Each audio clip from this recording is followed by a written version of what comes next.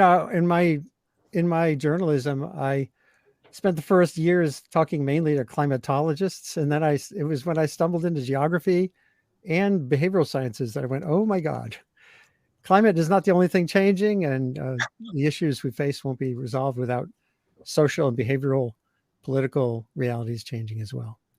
And these are all embedded in these essays. So Rebecca, I'd love to have you start and just tell the audience a little bit about how this came to be. What you're a wonderful essayist and writer and historian, and here you and Thelma have gathered quite an ensemble. How did this come about? What's the goal? Thelma and I got together virtually because she's based in Fiji and I'm based in San Francisco to see what we could do in response to a lot of the climate grief, despair, anxiety, doomism, particularly when it's based on bad frameworks about the nature of power, the nature of change, and bad facts. And so many people think we don't have the solutions, we don't know what to do, nobody cares, it's too late. Thus the name Not Too Late that Thelma pulled out of one of our conversations. And then a year ago, we decided to turn it into a book and pushed hard and went fast and asked the 20 most amazing people we could think of to cover many aspects of the situation: scientists, organizers, policy people like Leah Stokes,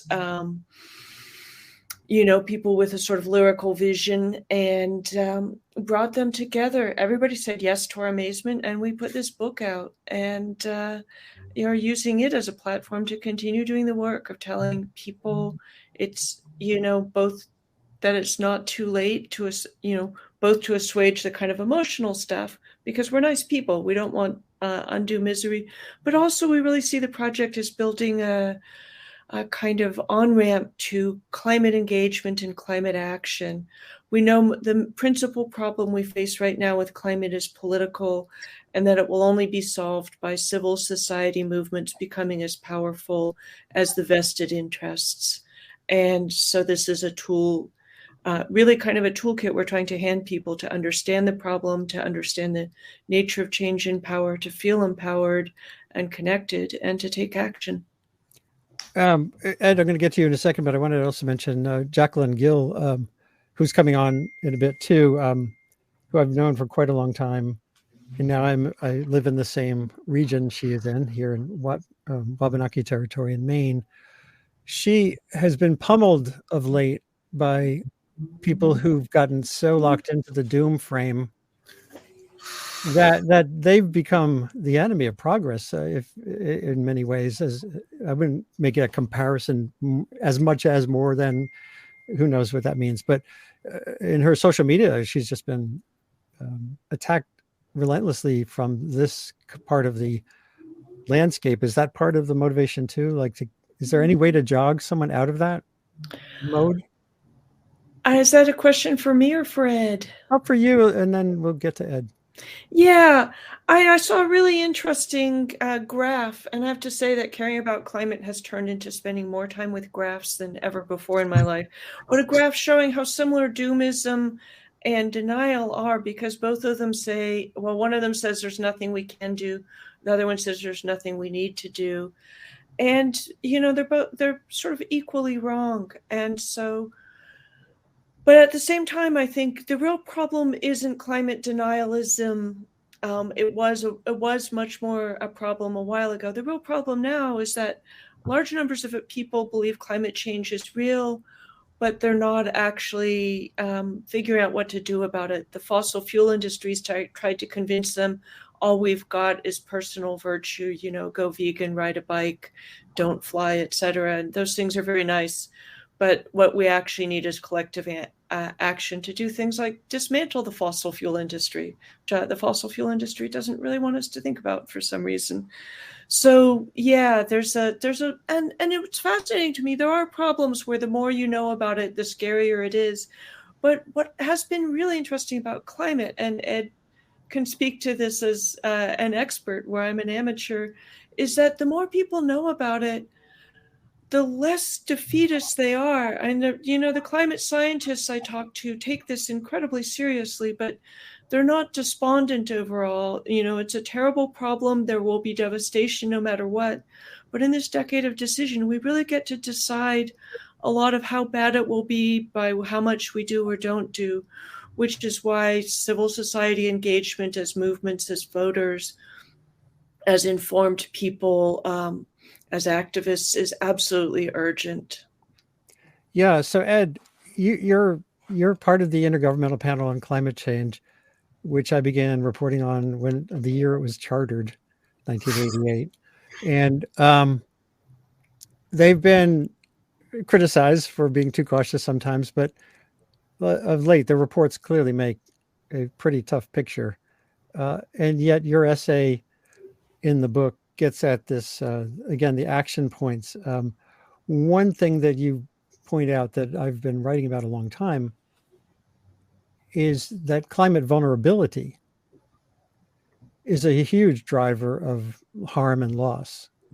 You have the hazard, which is the storm, the flood, the fire, but then you have the exposure, how many people, how much stuff, right. And vulnerability is, are those people resilient or not? And what are the causes of that? Many times they're not a function of climate change. They're a function of social marginalization, inequity, all the forces that have made people vulnerable to many things, ill health, et cetera. So do you feel that landscape has changed now? The IPCC used to be mainly, people would turn to it for what's a greenhouse gas, climate is changing because of CO2, methane, blah, blah, blah. And now there's this much bigger, I think, voice from scientists looking at that landscape on the ground. Yeah, I think that's actually been a tremendous growth really over the last, I'd say 15 or so years. I mean, if you trace the history, for example, of how we talk about adaptation, we didn't talk about adaptation much in the 1990s. It was sort of politically untenable to do so because we were giving up on mitigation. But what you've seen over time is exactly kind of what you're tracing to an extent what Rebecca's talking about, right? Which is, adaptation starts off with, we have to protect what we have from this external threat. But that framing removes all questioning of what do we have? Do we want that thing? And over time, I think what we've started to trace out is, wait a second, it's not climate change by itself as the problem. It's the way that climate change lands on the structures in which we live. And that's why it impacts different people differently. And that's why we actually have to pay a lot of attention to what we mean by adaptation, what we mean by resilience, because it really, we need to get into questions of whose resilience, what is resilient, and what are you resilient to? Turns out if you ask people that question, even at the scale of, say, a village, which is kind of the big scale that I work at, you're going to get variable answers. You're going to get variable answers inside a household. And I think that if we're going to get toward anything that resembles a just and sustainable future, it is taking on this evolved understanding of climate vulnerability, which is structural and underlying and not totally individualized, as Rebecca points out. We have to look at some of these much larger structures. And then in understanding that, we can understand what the implications of different kinds of climate change manifestations are. So yeah, there's been a big shift that's gone on over time. And I think the Working Group 2 contribution, especially of AR6, really pushed this point. Rebecca, one thing I've wondered about the climate movement per se is there's been such a focus for a long time, just as Ed was saying, international diplomacy followed the same pattern, decarbonization being the priority. In the movement, there's so much focus on the source of CO2, fossil fuels, that I feel quite often, and as a reporter, I haven't seen enough of a focus on these drivers of loss and harm that are on the ground, all around us, that also have culpability. There's accountability issues all around, but they're not really part of what you hear from 350 and all my friends of mine from forever. Is that a problem, or is that a flawed sense, or what do you think? And what do you mean by drivers of harm other than the fossil fuel industry? Redlining. You mean like redlining of neighborhoods? Yeah, which put people in more heat-prone areas. Yeah. I think that the climate movement is pretty intersectional. There's a climate justice movement talking about racism. I remember Hop Hopkins at the Sierra Club saying several years ago, so memorably, there is no fossil fuel extraction without racism, because it all happens on the land of people who are deemed to be disposable. In this country, mostly poor people, mostly of color, people in Africa, people in the rainforests of Ecuador have been terribly impacted and so forth. And so I don't see those things missing. I do think, I'm on the board of Oil Change International, among other things, that the fossil fuel industry is kind of enemy number one to go after, and transitioning away from a fossil fuel economy is not the only thing we need to do. I think everybody acknowledges that agriculture and, infrastructure, transportation, that there's so much that's going to be about design and changing systems. But going hard and fast after the fossil fuel industry seems to me to be eminently worthwhile. Yeah, although, well, let me just bring up an example again from the time I've spent in developing countries to Bangladesh. There's a proposal. There was World Bank money that was poised for revamping a fertilizer factory so that it has 3 times as much production from the amount of natural gas it's using for fertilizer. And the activists that were in Washington protesting the World Bank were saying that should stop. And to me, not just to me, but to the people in Bangladesh who want affordable food, getting 3 times as much fertilizer out of the same natural gas amount feels like real progress, as opposed to saying no fossil fuels anywhere. And so that's kind of the same question. There's an energy justice clamor that I've heard that gets lost in the way some climate campaigns are framed, at least in my mind. And there's so many climate groups now. I don't know which ones are doing what when it comes to things like that. One aphorism I come back to again and again and again that's never been more useful is the perfect is the enemy of the good. And you get these weird frameworks. And one thing that we're seeing a lot is that people have decided extraction is bad. And now, and I think fossil fuel industry propaganda might be behind it, they're tending to reject renewables because there's extraction involved, even though one recent study said a fully renewable economy would involve about a 500th as much extraction as a fossil fuel driven economy. But if you decide all extraction is bad, you can't go after the materials for building turbines and, wind turbines and solar panels, et cetera. And so you always have short-sighted people. You always have confusing people. I think the last time I got vegan suggesting that it's all food related was yesterday, or like food is the leading or meat is the leading cause and problem. That I got somebody throwing the old cowspiracy stuff at me. And so, I can't take responsibility for everybody out there. There are plenty of wingnuts, confused people, saboteurs, Puritans and perfectionists and tools of the fossil fuel industry.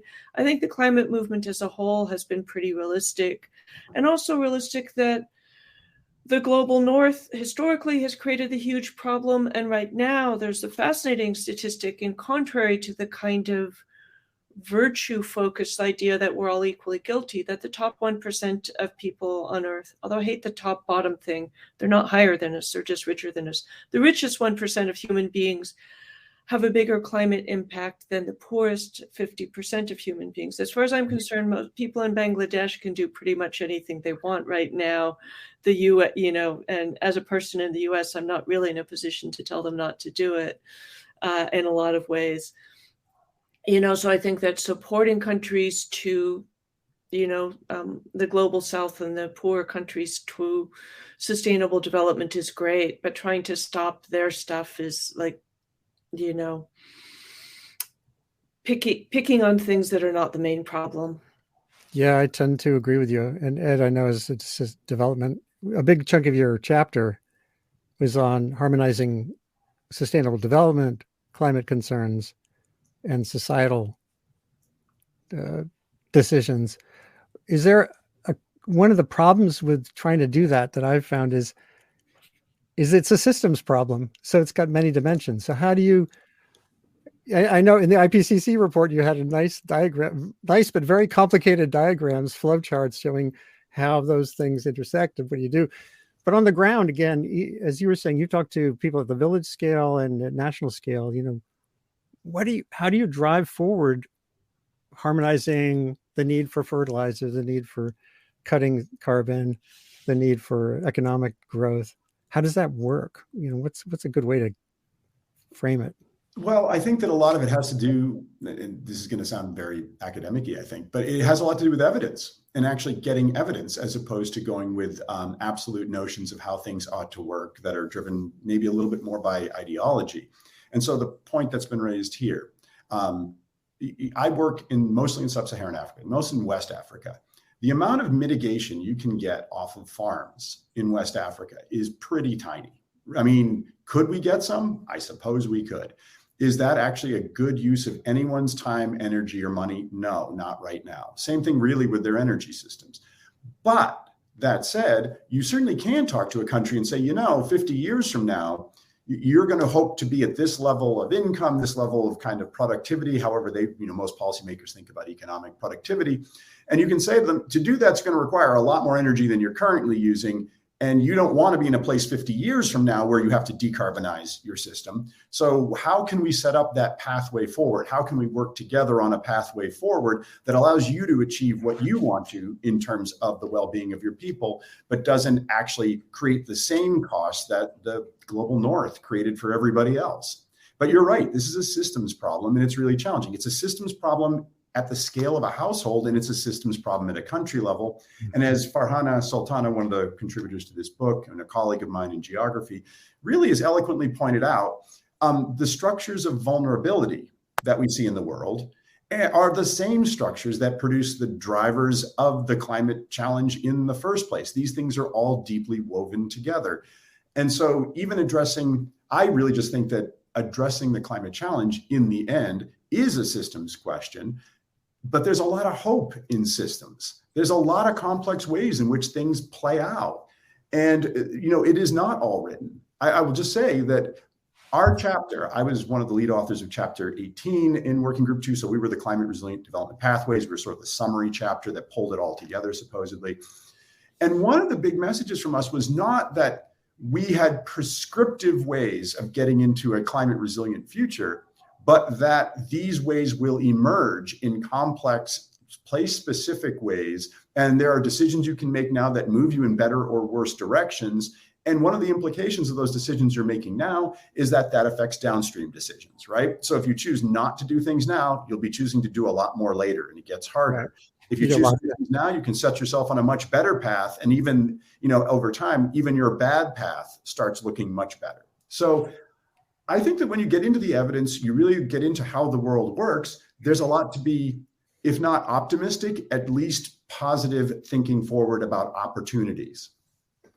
Yeah, and just expanding the arena of who's in the conversation and making sure people have full access to information at the local scale is important. And getting rid of the idea of marginalization is a key to a lot of the chapters here and in this essay collection. Farhana has been on this show, extraordinary leader on this idea. And this relates to something you were saying, Rebecca, what Ed was saying about the long trajectory, like for a country's development. In one of your essays in this collection, you talk about patience, essentially the divestment campaign, and being comfortable with the way things evolve from just getting people together, a Standing Rock, some of which you can't anticipate. There can be unplanned adventures and coherence and things that grow out of just getting together. Could you talk about that a little bit before you have to go? Yeah, and something I find with Americans a lot is that they're not comfortable with uncertainty. They often replace it with false certainty. We know what's going to happen. That gives you the optimism that everything will be fine, the pessimism that everything is going to be terrible. Either way, it doesn't demand much of us. So, and that also is paired with impatience. You know, you really see people who think if we protest on Tuesday and the government doesn't fall to its knees and admit we were right on Wednesday, then we failed. And so much of my own life has been observing, sometimes firsthand, sometimes as a, historical writer and reader, how change works. I was just in the Museum of American History, and in 1834 and onward, these female anti-slavery societies were sewing pincushions and aprons to sell at fairs to fund Frederick Douglass and other people's publications and speaking tours. And I know so many people would be like, you can't abolish slavery with pincushions. And I'm fascinated by how things scale up, how things change. We just had that historic victory brought about by the law students of Vanuatu. The UN universally approved a measure to ask the International Court of Justice to hold countries to their Paris agreements, to make them accountable in a way they never have been before. It took about 4 years from when students on Vanuatu, who could have said, oh, we're on this tiny island that's climate threatened, nobody's even heard of us, so I've just seen so many examples of how things scale up, how they build, how they change. And also, one of my favorite things that I write about in this book is indirect consequences. We did ultimately stop the KXL pipeline. It took about a dozen years. Lots of people told us we would never win all along the way. I'll note none of them came back and apologized. They never do. But also, what did that campaign do? It stopped one pipeline, but it inspired lots of other people to fight lots of other pipeline battles. It educated a ton of people, including me, about the tar sands and the role pipelines play in making fossil fuel cheaper than shipping it other ways, and what you can do with a point of vulnerability like a pipeline. It created solidarity between native and non-native people in Nebraska with Bold, Nebraska. And every good movement has so many indirect consequences. Standing Rock inspired Alexandria Ocasio-Cortez to run for Congress, where she would then introduce the Green New Deal, which hasn't passed, but became enormously influential. I find that stuff fascinating, but you have to think in the long term. I wrote a piece for The Guardian last fall where I said I'm a tortoise at a mayfly party. I feel like I'm sort of lumbering along thinking in 5, 10, 20, 50 years, time frames, constantly dealing with people who can't remember what happened last week. And, the long time frame. I think amnesia creates despair, and memory creates hope. And partly because memory is how you understand how change works, and that it's going to be slow, it's often going to be indirect, it's going to be unpredictable. And yet, again and again and again, grassroots movements, civil society uprisings, and small cohorts have brought about most of the best changes of the last 200 years and more. And maybe I'll just jump in to say, Rebecca has talked about and used the phrase cathedral thinking, which I find perfect actually for what's in front of us. And it really does align. And Rebecca, we should have had you edit our chapter. It would have been a much more deliverable next time because that's what chapter 18, talking about climate resilient development pathways, that's what we were talking about. There isn't a pathway that we execute and 10 years from now we've solved the problem. That's not how any of this works. We need to make decisions now. They will not be perfect decisions. We will do the best we can now. We will then see how those play out. Hopefully we will evaluate, learn, all that kind of stuff. Then we're going to have to make new decisions. And then we'll make new decisions. And sooner or later, because this will not end in 10, 20, or bluntly 100 years, we have a lot of work to do. At some point, my generation hands off to another generation that brings up, and that generation probably hands off to another generation. So just as they built the medieval cathedrals, we will be building solutions to this challenge over generations. And if we understand it that way, I think it gets to a lot of the things that Rebecca is pointing to that we need to be worried about, right? That if we haven't fixed it tomorrow, we don't fix it at all.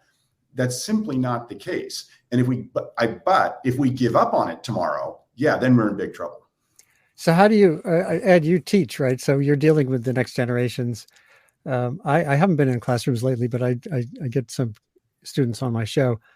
How do you? It's easy for us. I'm probably the oldest person here, I'm sure. But how do we converse with young, impatient people in ways that either isn't finger waggy or really can carry through sort of a co-learning around this? Actually, Christy Ebi, a climate and health IPCC author at University of Washington, she told me one webcast, she said, she said at a time, it was like many years ago, everyone born since then is born with no sense of a normal summer. In other words, climate has changed. They're born into climate change in a way. And that generation, she says, has the capacity to develop a normal new language around these things that we are just not able to figure out. So how do we do that? How do we cross those generations? Rebecca, again, before you go, maybe if you have to, you got to get off in like 2 minutes. So from you first, and then Ed back. Okay. Well, I have to say, Ed had the foresight to build in an in-house teenage expert. He has a daughter who's 16. Yep. I feel like it has to be a two-way conversation, and young people hate being patronized and told how things are, and they have a lot, that we definitely know. We definitely have things to tell them. We definitely have things to learn from them. And one of the things I hope to do when the sort of frenzy of book tour winds down is just spend more time listening to what are the things that are inspiring despair and defeatism in the young? Where are their sources of information coming from? How do we understand who this enemy is so we can fight it more intelligently? And young people are also in some ways embodying the best changes of our time. Their attitudes around justice, around equality, around fairness. They're like, young people are also always passionate idealists, but I feel in a way we're in a vast cultural transition. And some of us are kind of abandoning what we growing up in more misogynist, homophobic, unequal, isolationist societies. Young people have already been born into the better world that feminism and some, anti-racism, a more multicultural America for this country has created. So I think that just, mutual exchange is the foundation always, and intergenerationality. I've been very influenced by somebody saying years ago that generational segregation is one of the worst forms of segregation in this country. And I try and mix it up with who I talk to, from people in their 90s to, people in their single digits. That's great advice for sure. We should get Third Act, Bill McKibben's group, together with the next generation. Maybe I'll do that. And I've got to go now. Yep. But thank you so much. Thanks, Rebecca. And I'm showing there's a teaching guide or a curriculum guide in the book as well. Yeah, no, we created a study guide we hope high schools and colleges will use. The book is straightforward and accessible and cheap, really designed for young people, for uses and for everybody, but to not be off-putting and dense and too heavy to put in your backpack for young people. Right. So, and with that, thank you. Thanks again. To be continued. Yes, come back sometime. So Ed, we're going to keep going here if it's okay. And I think Jacqueline Gill and Selma are going to join us too. So again, teaching this issue of the next generation, how do you find ways to get over those humps? Well, so one of the things is as you get older, and you've been doing this since I've been teaching in colleges now for 25 years, actually. And I've seen an arc across 25 years. I tell people all the time in my previous institution at the University of South Carolina, when I was teaching, I had to explain to people what climate change was, why they should care about it. At that point, the students would freak out and want to know what the heck we were doing about it. And then we would have that conversation. And what's changed is I don't need to have that initial conversation anymore. And it's kind of like what you were saying before. There's a generation of students coming through universities, and it's been true for several years now, where there's never been a world where we weren't talking about climate change, and where climate change wasn't necessarily, background is like pushed as maybe the central challenge they face. So I think one part of this is just simply recognizing that you don't need to go back and walk people through the question all the way from the beginning. They're already there. You do need to assess what they know, where they got that information. This is something Rebecca is really concerned about. I know is a big motivator for this book, because some students come in with pretty robust understandings. Others come in from, what they see on social media. And one of the engines of social media that we know is, outrage and fear drives clicks. And so the most extreme statements you can make about climate are great ways to drive a following. And you really do see a lot of folks who are convinced that if we haven't fixed this by 2030, we're all dead. Or that by 2030, if we haven't done it all, then there's no hope of fixing it. And there's just absolutely nothing written anywhere that says that, right? There is no data, there's no evidence, nothing behind that. There are statements that say, if we haven't done certain things by 2030, 2035, it gets a lot harder and it gets a lot more expensive. But that's a really different message. And so Rebecca referenced, she and I have been doing a lot of talking lately.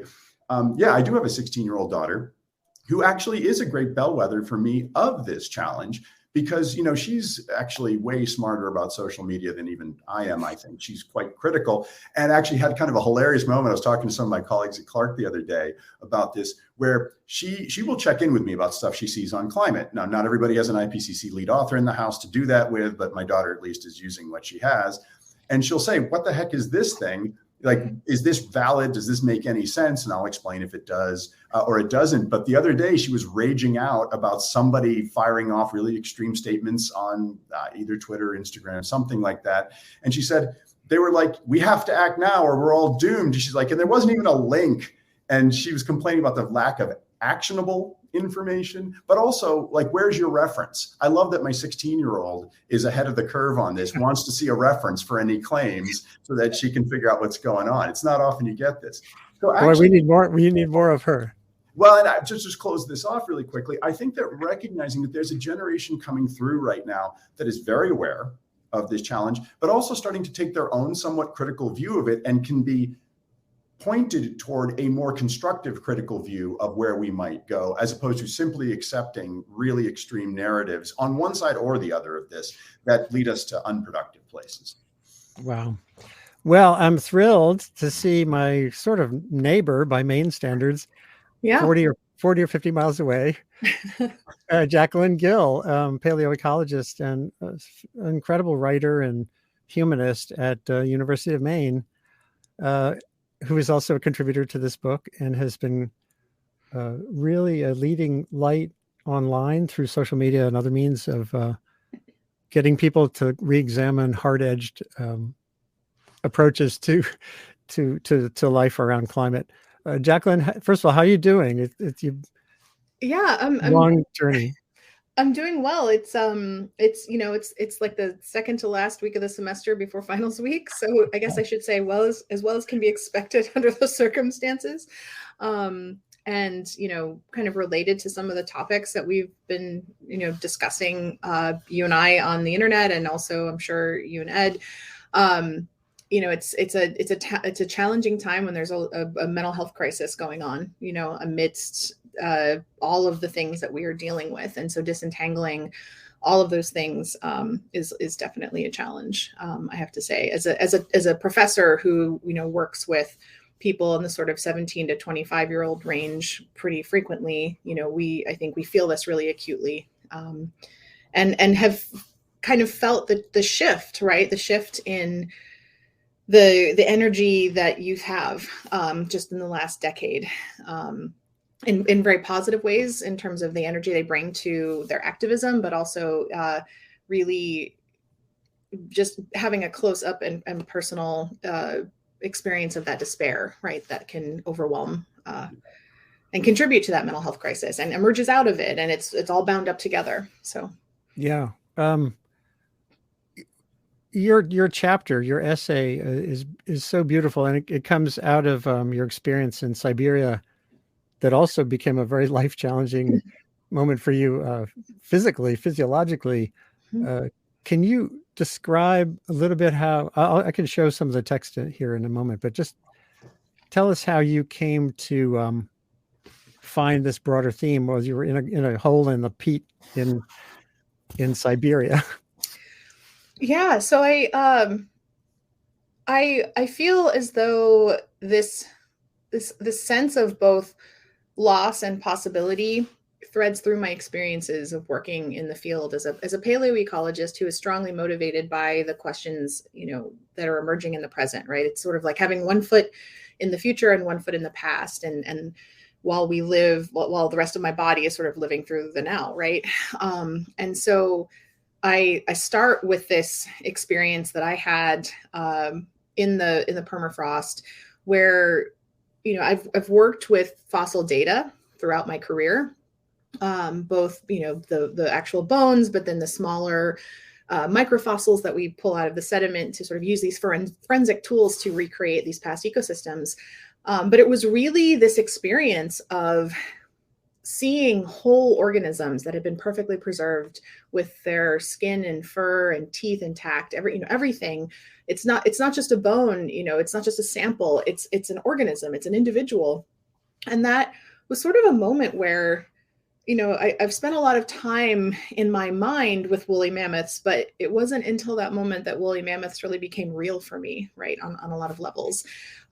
Unlike a lot of my colleagues, I don't get to go outside and watch my study organisms interacting with their environments. It all has to happen within my imagination as that comes out of the data that we collect. And so that moment, it doesn't come out in the essay, but that moment for me is very deeply bound up with my own near-death experience of ending up in a Siberian ICU for a couple of weeks with, I had blood clots and DVTs in both of my legs, and my lungs were almost completely blocked by pulmonary embolisms. I almost died in the hospital. And then just the experience of being in basically sort of third world conditions where, wonderful medical staff just had very little in the way of resources. It was just a very strange experience. And that happened on the last day that we were there in the field. We were also there filming a documentary for BBC and Discovery. And so for me, it's really hard to disentangle sort of my own resilience story with the story of these creatures that, I experienced when we descended sort of into this dark permafrost tunnel. And that included creatures like woolly rhinos and woolly mammoths that are no longer with us, but also horned larks and moths and bison and other animals that do still exist, that are still outside. And just sort of having this moment of, that was almost when I ceased to be, right? And so it's hard for me to disentangle that experience from the personal and the scientific in that moment. For me, they're sort of bound up together, even though that didn't come out explicitly in the essay, but it certainly threads through those emotions are threaded through, and I'm really kind of pulling and drawing on those feelings when I write about survival, when I write about resilience. Well, yeah, what comes to mind too as you're saying this is Rebecca earlier. She had to go jump onto an NPR interview. Nice. We were talking about sections she describes in her essays, about moments she describes that relate to the importance of patience and letting time do its work in terms of movement building. Or she described the decade it took for the divestment movement to get to the point where it had effect. And AOC, being at the Standing Rock in a car with people who then led her partially to her being who she is today in Congress. So that getting comfortable with long time scales, understanding that meaningful things don't always come immediately, is one of the things we were talking about. And Ed, we were talking about how this relates to how you talk to students, or how young people, as particularly, you've been pummeled on social media sometimes, Jacqueline, by people who are very impatient and very brittle. And Ed already offered an answer for how we can build better interactions as older people with a generation coming forward that has that sense of now. Does that come out of your writing and thinking? How does that work? I think our And I'd pull back for a moment and say, I think our sort of inability to understand our position within the greater arc of all of these different stories, I think is an unfortunate weakness of, Western society, right? Which is we're not a monolith, right? But there's a lot of commonalities there. And the reason that I make that specification is, if I say we, then I'm ignoring a lot of other cultures that do actually have a pretty good sense of where they fall relative to the work of their ancestors and what they inherit and what they carry forward, and thinking about future generations, right? A lot of indigenous cultures have held on to that ethic and that responsibility. And so, for me, I came to the work understanding as a student, or sort of having my understanding of the natural world kind of blown up by the realization that we're looking at a sliver of time within a longer time scale at which these ecological processes we're interested in are playing out. And that should inform our understanding of these ecosystems and also our conservation efforts.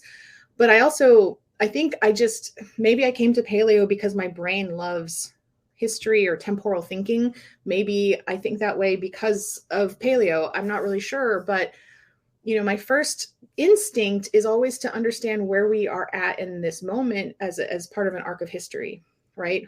What is, I work at a public university. Public universities around the country are being defunded. They're facing funding crises. They're under attack. I can't understand those processes unless I understand, decades of choices and actions that were taken that are, bringing us to the present moment, right? Any historian is going to tell you the same thing.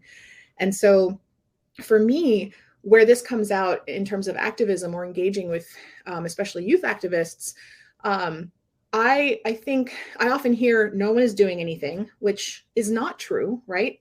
It may be that it feels that way. And I think the media plays a role there. In terms of not being solutions oriented, not wanting to celebrate heroes. And when I say heroes, I don't mean individuals. I mean the groups, the communities that are winning, right? I only, the lawsuits, that are being brought forth and won in some cases, right, to prevent drilling operations or to hold corporations accountable for climate harms, right? We don't hear those stories. And so, I like to sort of, I think, having started this work in the, mid 2000s, that's not that long ago, but I've seen successes. I've seen the growth of a movement. I've seen us go on Twitter from begging people to talk about climate at all to suddenly blowing past solutions and landing in a place of, well, it's too late. We're just going to build our bunkers and plan for an apocalypse. And just watching that shift happen so fast within like a couple of years, right?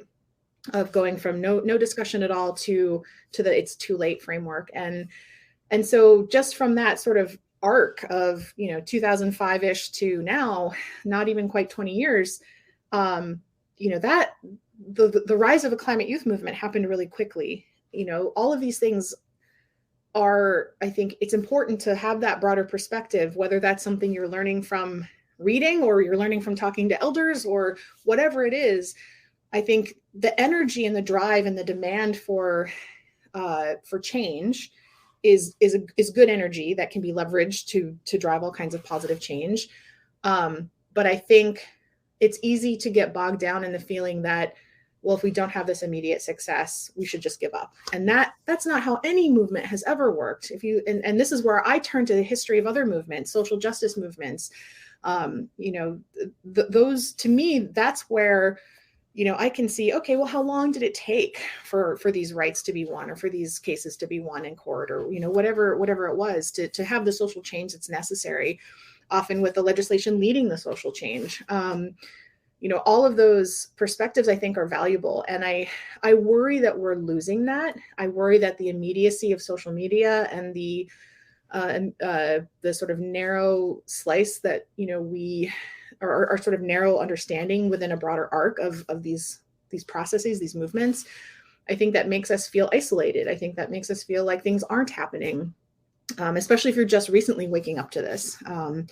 But this is where I think, those of us who have been doing this a little bit longer have perspective that's valuable here. And, for me, when I was starting to feel burnt out, I looked to the movement leaders who have been doing this work, in climate and other movements for a very long time. And my first instinct was to see, well, what can I learn from them about sustainability, about my sustainability within this kind of work? And I would just urge others sort of feeling stuck or lost, to just take a moment and pull back and look at how much has changed, right? And how much capacity building has emerged in just the last few years. And before we just give up on that, why don't we try, using all that energy, using that capacity to, it might take a few years, it might take a few decades, but the work is still worth it, right? Yeah. Like this is that line I have in the essay, about planting trees that we know will never shade us, right? That is, even if we don't live to see the end of this work, that doesn't mean that it's not worth it, right? Because imagine if our own ancestors had been such cowards, right? Imagine if they had given up on us, and we didn't have the rights or the living conditions that, that we have now because, someone 100 or 200 years ago decided it wasn't worth fighting for because they weren't seeing the immediate returns, right? Right. Ed, and that gets at the journey being more important than the destination in some ways, or the expectation of the destination. That was the motto of my very first college. Oh, yeah. Where was that? I started at a small liberal arts school named Goddard College, which in Vermont, which closed its campus program when I was 2 years in, and that's how I ended up at another college campus. So, it's also this reminds me so much of all the time I spent reporting on the climate treaty process, back in the 80s, in 1992, when there was all this expectation of a perfect instrument resulting, a binding contract, essentially, targets and timetables. And by Paris, from Copenhagen to Paris, 2009 through 2015, that model faded. A lot of environmental groups had built their whole push around targets and timetables. Mm. And Paris, what was so cool about Paris is the destination was a journey. Paris created a roadmap for the next 100 years with nationally determined contributions, not a chart for how the carbon police will determine what countries do. And so it's kind of reflective of what you're saying here more generally. And and a lot of, when I wrote about the Paris Agreement in the New York Times, I said, so it's the ultimate success because it's sort of shaped around how humanity works. You're building you're building cooperation, you're building collaboration, you're building sharing of goals, and but it's not binding, which is like, shit, wouldn't it be nice if some top-down entity could just solve this for us with a yeah. And so that's kind of like, it feels similar to what you're talking about in the book, which is more not so focused on diplomacy, et cetera. Ed, you've been in that whole arena too. The IPCC was chartered really to advise the Framework Convention parties in a sense. So do you have the same sense that, are people expecting a perfect IPCC report someday? AR7, AR8. Oh, finally we'll get sea level. Finally we'll figure out, I think there has been that expectation to a certain extent. Is that going away? And is that good? I mean, a perfect one. I don't know. By the way, I'm just going to start by saying I've actually never been on the same call as Jacqueline. So hi. It's actually it's so great instead of like social media. And I should also point out, I started out my career as an archaeologist, so I have almost the same affinities that you're talking about, which includes that long view, which I do totally agree kind of helps. But to your question, Andy, about the IPCC, or for that matter, the policy arena, I mean, remember, the IPCC, in the end, what is the AR really? It is the agreed set of facts upon which the climate negotiations rest. That's why it's negotiated, the summary for policymakers, all that kind of stuff.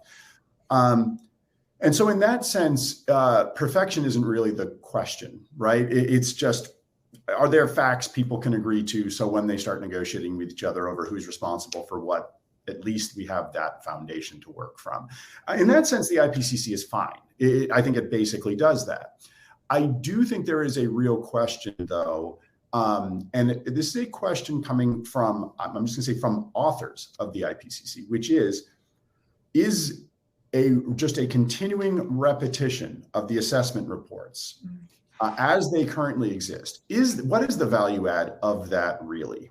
And with the exception, I think, of informing baseline negotiations, there's a real question to be had there.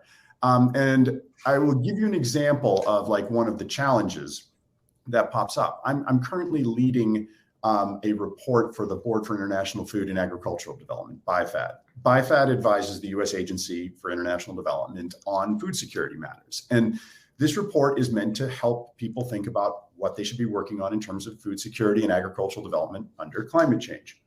Well, we want to be evidence-based when we do this. We don't want to just make stuff up. But if you go to the IPCC reports, which is a great place, great assessment of evidence, the IPCC reports are framed around global scale questions. So if you go to the chapter that addresses food security and other products that we get from the environment, it's a really good chapter for understanding what we're looking at globally. There's almost no subglobal data in that chapter, and that's not the author's fault. I want to be very clear. This is about the way that chapter is framed. But that also means that from a policy and implementation perspective, that chapter is not helpful. You can't do anything with that because no one implements globally at all. There are no budgets that operate globally. This stuff happens at largest nationally and typically smaller than that. And our data doesn't really align with the policy need, aside from, I would argue, like Working Group 2 is really good at pointing out we have a gigantic global challenge here, but the solution won't be global. The solution is going to be national or subnational. So we have a mismatch between the document we keep producing and the information people need to do anything about it. Yeah. How we bring those things together, that is a really critical question. I'm not sure that's the IPCC's purview or if there's something else that has to be done, but I think that that's one of the critical questions that's emerging right now around this. Oh boy. And Jacqueline, as a scientist, trying to be sure your work is informing relevant communities, you must think about this too. I've been involved with the UN Disaster Risk Reduction Agency for many years as an advisor on some of their reports. And I like that they have 8 regional hubs. They have regional hubs. Oh, Rebecca's back. How cool. Hi, Rebecca. Hello. I just couldn't resist a chance to see Jacqueline. Oh, great. We were just talking about what's needed as an interface between information and response in communities that need it most. And I was mentioning that the UN Disaster Risk Reduction Agency has regional hubs, South Asia, Americas, Caribbean. And that if there were more investment in sort of those interfaces, and think about that at the US scale too, you know, what's needed now, there's money, right? There's infrastructure money, there's clean energy money. But how do the people who need it most, meaning in communities that have been so marginalized that don't have access to decision makers, that requires interface. Like whether they're people, whether they're in government or in NGOs, it can be different questions. And how do we build there's that word again. How is that infrastructure supported so that universities or the UN or whatever can get that information where it's needed most? Feels like it's so important, which is why I'm glad that the book has a study guide, for example, you know, but what's done to maximize the reach of that is something I think about a lot as a communicator. Jacqueline, what comes to mind for you? Well, and I don't have answers in terms of, you know, the how do we translate science to policy? I'm still trying to figure that out with the local communities that I work with, right? And that's, you know, that's an ongoing process. You know, there's a lot of papers. Paleoecologists have spilled a lot of ink basically saying, those of you who are working on global change problems should listen to us. We have some knowledge about the past that can be relevant here, but actually making those connections with the people who are making decisions on the ground is really challenging. You know, the people who are managing a particular, you know, natural reserve or something, right? Like getting to those people, that's where, you know, we need those on the ground relationships. But from a sort of broader communications, just kind of climate conversation perspective, the 10 years ago, the number one, or maybe even 5 or 8 years ago, the number one question that I would receive from people is, is this really happening? How bad is it? And now the question has shifted to, what can I do? Right. And there's been an evolution of what can I do? At first, it was the sort of usual individualistic solutions, like, what can I do in my house, right? What light bulbs can I switch out? Which car is better, this one or this one? Cloth or plastic diapers, right? What's the best option from a consumerist perspective? And I think there's been a shift in thinking just in the last few years that, at least in terms of my observations of conversations and the questions that I get, have now shifted to, what can I do because I am a small person and this is a bigger problem, right? This is bigger than me. What can I do? What could I possibly do to push back against this tide, these huge forces, as we start to identify that things like colonialism and capitalism are parts of the climate problem, then somehow the solutions become more abstract, right? Because when someone thinks if it's a consumerist problem, then that has easy solutions, in that as long as you have access and the funds to be able to make certain purchases, you can choose this versus this, right? And I think people are realizing that that's not the pathway out of this. And so then there's this feeling of overwhelm grows as the sense of the inevitability, right, of these larger forces, these larger social forces, people become more aware of that. And so as we start to see, what could I possibly do as one person? I see some people just sort of, I don't want to say abrogating their responsibility, but I often see the refrain of, well, it's all capitalism and corporations, so just do what you want. You can't possibly make a difference. Mm-hmm. So eat meat because your diet doesn't really matter. Buy this because your diet, because your purchases don't really matter, against this larger force, as though we are not also participating, within those broader systems. And so that's, I think, part of it. And then the other part of it is, will I have a future? Will I grow up and get married? And is there a point in going to college?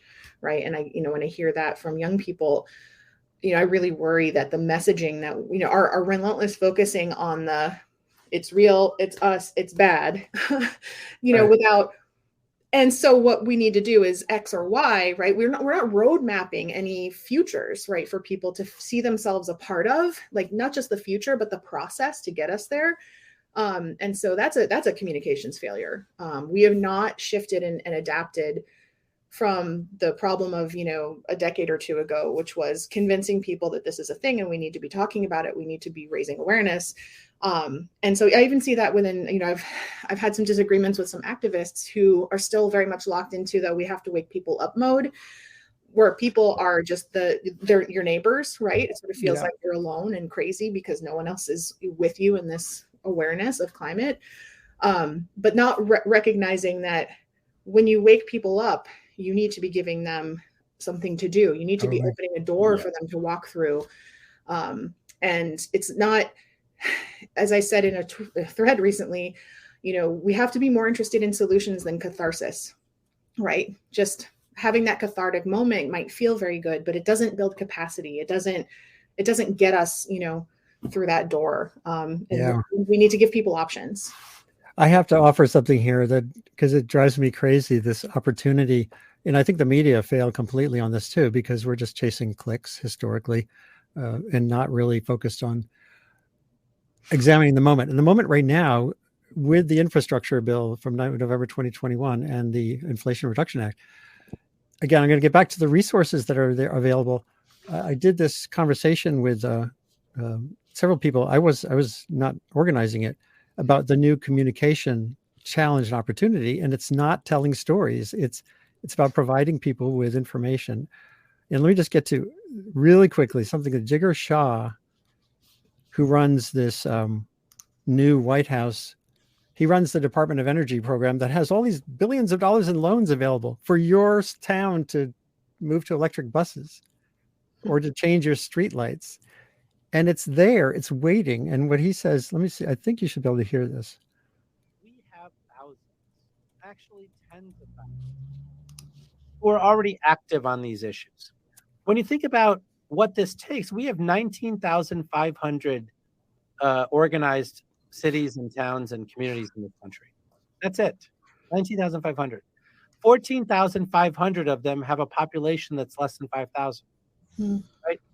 And so what this requires is sustained effort at the local level, always, right? When the transit authority makes the decision to replace old diesel buses with something else, they need to choose electric buses. And we have programs to pay for it. But if the transit agency doesn't apply for the program, it doesn't happen. And I can't force them to do it from the federal government. All I can do is say, here are all of the resources. But someone in the local community can force them to make a decision that's in their own best financial interest. The same thing's true with the way in which school buses are done. Only 50% of streetlights in this country are LED. We could replace all the rest of the streetlights with LED lights. It's like an 8-month payback, right? The amount of school rooftops that don't have solar on them when it's fully financeable and you save money from day one, right? I mean, what it takes is someone who actually is willing to spend a few extra hours every week to say, you know what, I want to make my community better. And the federal government's passed $1.2 trillion to support that, but we can't force it top down. That's not how our country works, right? It's got to be forced at the local level with resources that we provide to that, change maker and that muckraker. I mean, that just, I play this for someone almost every week, and because it just shows you, and what can I do as a communications person, at Columbia, or what can we all do at universities or through the project Not Too Late, to give whether it's a toolkit or the like, so that the person who is engaged knows that it's not this massive climate crisis. There's now a massive opportunity. And by the way, that was just the infrastructure money. We had that interview. That was that was before the IRA bill. So it's just like that much more opportunity, and that could be nonpartisan. He said that, you know what? He said there are more red state police departments are buying Teslas, electric vehicles, than blue states. So it's not red blue either, because they're fast, right? And they know that they can chase someone down, whatever. I have all kinds of issues with police chases. That's a whole separate question, but you get the idea. The idea is that you can do stuff, and get around some of these barriers. And then that builds outward, momentum can happen from that. But Andy, I think as we talk about this, and that was a great clip, by the way. I mean, I think of two different ways that when we think about policy and to some extent social change here. And one of them is, and this is kind of maybe in the world of Jacqueline and I, is engagement. I mean, by that, I mean, we don't just write our articles and hope someone's reading them in an agency, because that doesn't happen. I mean, I was a policy advisor to an Obama appointee and just no one's reading the articles. So we have to find constituencies for the work that we do. We have to make connections with them, open conversations with them, build trust with them over time, so that we have a constituency for the work that can take that up. Because I used to work at the Agency for International Development. That was more than a decade ago. I have friends who are in there, but that doesn't mean I know everything that's going on. I don't know every internal fight, but they do. And they know what information they need to move things around. So having those relationships is one possible way of generating shifts in policy. But there's another arc here that I think we don't want to forget about. And I think that's what makes this book and these kinds of efforts really important, which is that often policy just catches up to society, right? That policy doesn't drive social change. It often reflects the change that has already happened.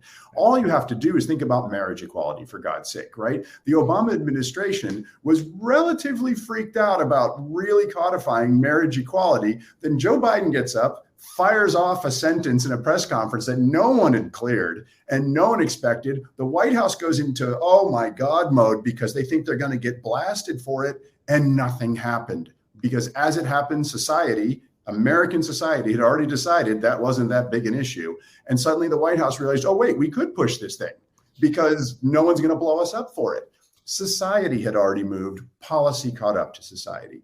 This book is a way of thinking about moving society around so that eventually policy can catch up to that. So I think that's why this kind of effort is as important as the work we're doing on the science side, as the work we're doing in the policy side. Because if we're not pulling every lever we've got, from science to activism and everything in between, we're not going to get this done. And if we decide to get purist about it, what's the right way to do it? We all have to be activists. We all have to be scientists. We all got to go work for the government, whatever.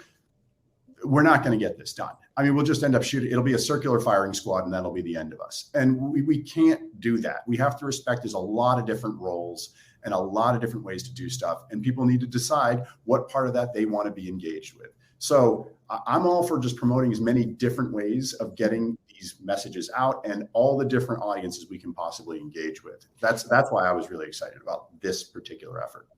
Yeah. Rebecca, I'd love to hear from you on that too.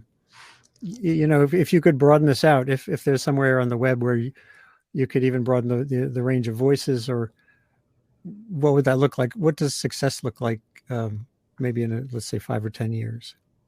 I want to just pick up from something that Ed said, where it's not just that Biden fired off this sentence that made the Obama administration get behind marriage equality. There's a way you can tell the story where like the Supreme Court handed it down, or the Obama administration handed it down.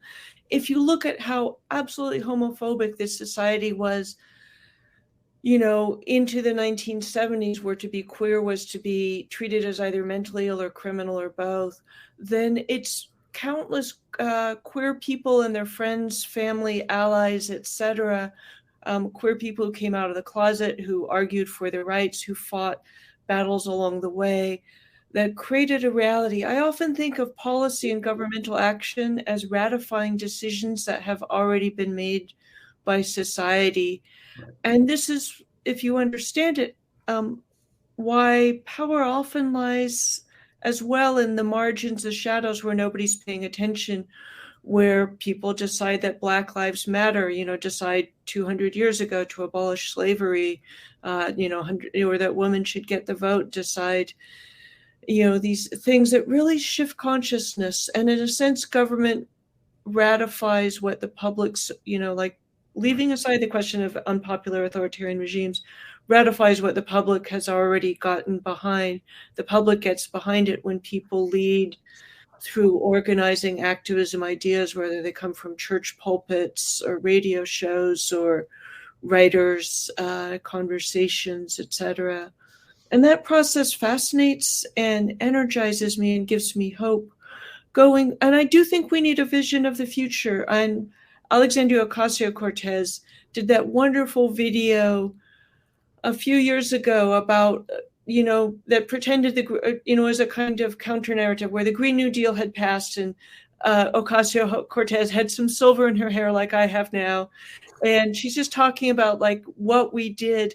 We actually have a couple pieces in the book that do the same thing. We have a wonderful piece by Marianne Hitt, and who led the Beyond Coal campaign. And nobody's better equipped than her to talk about, how we can change the world, because the Beyond Coal campaign has prevented or shut down 350 coal plants and seen this country go from 50% coal electricity generation to a pretty small percentage. And so she wrote a love letter from our clean energy future that's really about, describes how we did it. And it's going to be some really big things like the IRA. It's going to be lots of little things like the solar on top of all the schools and the diesel buses replaced by electric buses. It's going to be changing how we grow food. One of the things I find fascinating and kind of beautiful and also incredibly difficult about climate is that there isn't a solution. There's a million solutions. It's how we protect forests and oceans and soil and wildlife, how we design, how we live, how we move, how we eat, and underneath that, there have to be really radically different values than the values of industrial capitalist individualism. And I think those values are also emerging. And so, we can envision that future. We should spend a lot more time envisioning it. And to speak to just one more point that came up earlier, I think the climate movement did a fantastic job, along with the scientists and some journalists like you, of waking people up to the fact that we're in a crisis. I feel like that job has been largely accomplished, and we need to wake them up to the fact that we have solutions to the crisis, and that the solutions are as urgent as the crisis. And because that's one of the really absent picture. Sorry, somehow I'm getting all scrambled. One of the really absent pieces of most people's picture. We have the solutions. There was a great banner in the 2014 400,000 strong climate march in New York City that said we have the solutions. We say it in every way we can, but people don't really believe it. You see the ridiculous fuss over the fusion thing at Lawrence Livermore Labs, Right. where the mainstream media framed it like, oh my God, we have an energy solution. And it's like, you idiots, we have two called solar and wind and a bunch of other ones. They work really well. They're, Texas is getting more power from them than it gets from coal. Like, tell people about that. Although it's hard to tell people stories that aren't something that happened yesterday, but gradual shifts and increments. The reason I'm showing this selection from the book is I love this idea of musculature. The imagination is a muscle. In other words, you have to practice these things, and practicing informing neighbors about something you're doing is really a vital strategy as well. Getting started small. This is where I think incrementalism has gotten a bad rap. Yes, industry has co-opted the idea of individualism, but how do you build a movement? You build a movement through myriad individuals convening and testing muscles, going to the town meeting, just listening. There's a scientist, a young woman in New York City, who created a group just designing. It's just to get scientists, whatever they study, to go to their city council meeting. Mm-hmm. Just what's the ecosystem of change where I am, and maybe what's the role I could play in that, and then practice. Can lead to more comfort and more enthusiasm. And imagining, of course, the future, as this really neat conversation with Adrienne Maree Brown gets at, is another thing the book gets at. I could talk with you all forever. I know we're past our normal time. If you have a few more thoughts you want to share before we end, that's fine. But this has been a wonderful beginning. And Rebecca, I'm really glad you could come back.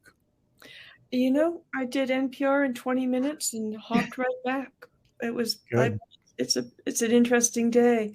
But yeah, I think that we're so inculcated. I don't know whether it's Christian eschatological apocalyptic culture or all the dystopian movies. And I grew up on Road Warrior and Terminator, etc. But we see so many dystopias and so few utopias.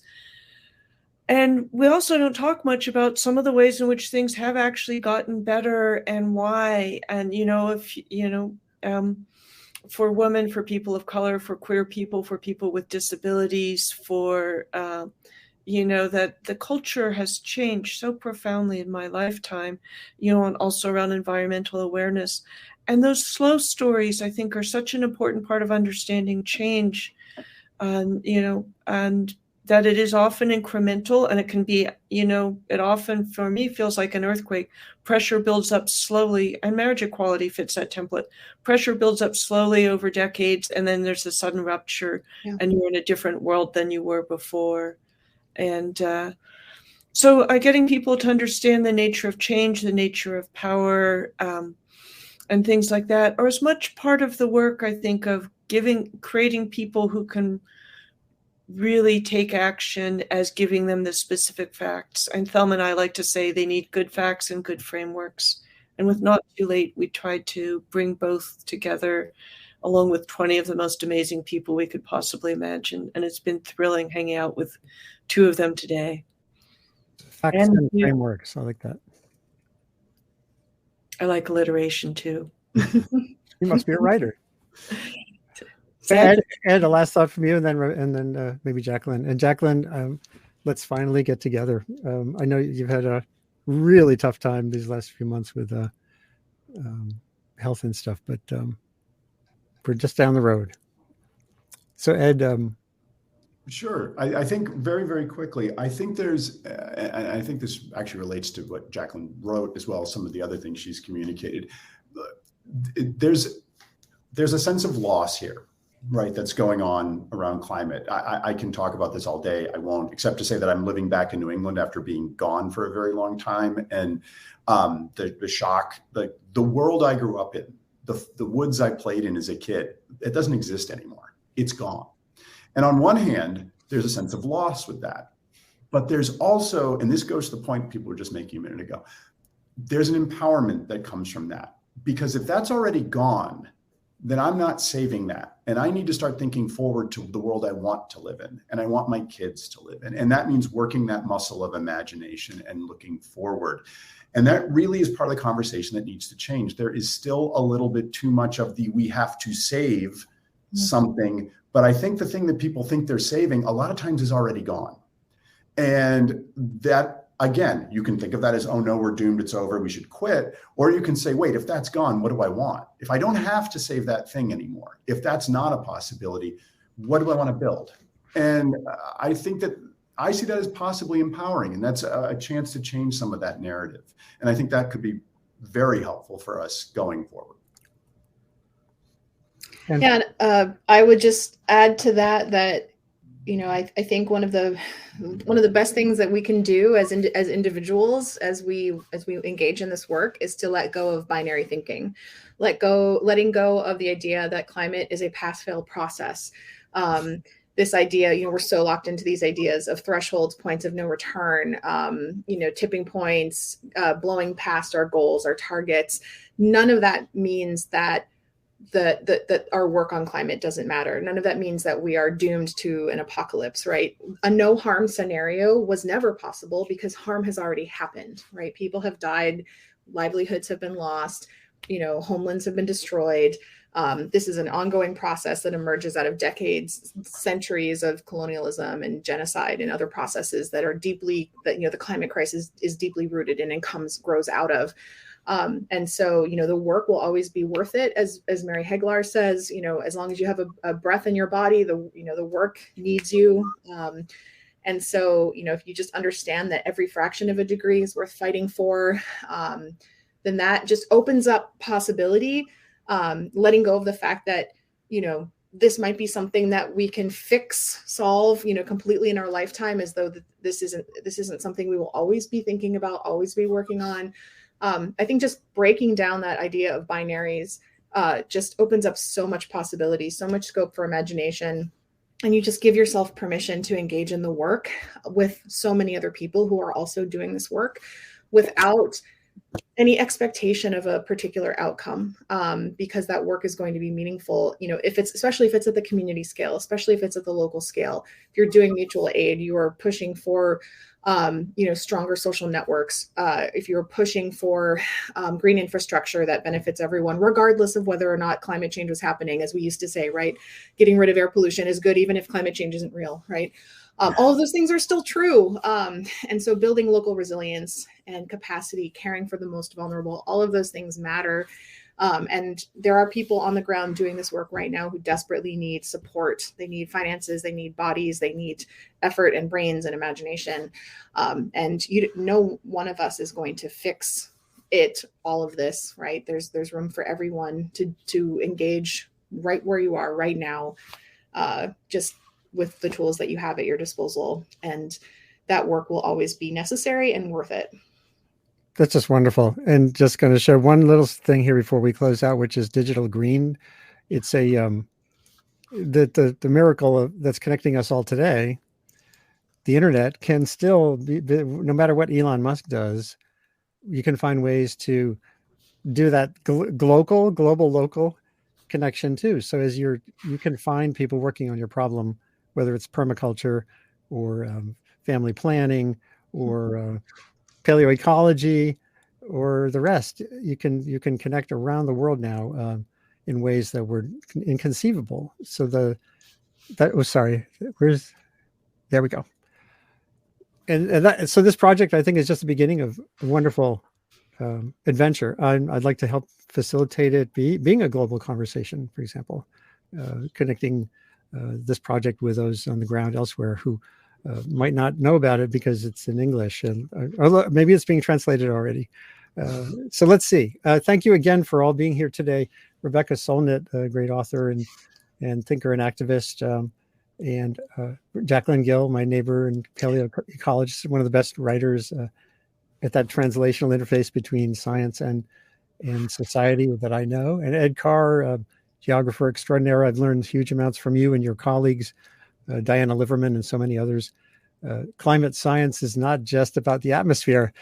It's about stuff on the ground, and knowing the dynamics of societies as much as we know climate is vital if we want to have a smoother ride in this century.